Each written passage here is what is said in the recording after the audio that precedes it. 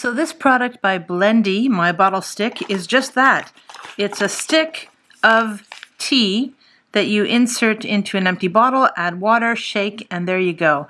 It's not really sweet. There's no juice in it.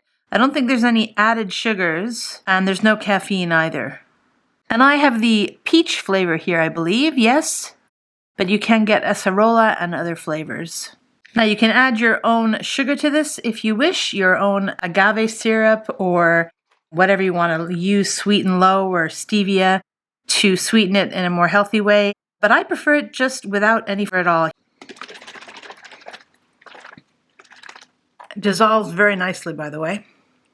Here in Japan where I live, and of course where this stuff comes from, it's pretty common to get bottled tea without the sugar. So for some people it might be an acquired taste, because I know that most teas in the West do have a lot of sugar in them, but it's really refreshing, and it certainly is a lot cheaper than buying your pet bottle stuff that you end up having to recycle or toss out in a non-eco way. It's much better to bring your own bottle, and yeah, much more affordable, and actually quite delicious as well. So I highly recommend this, and you can also have it hot.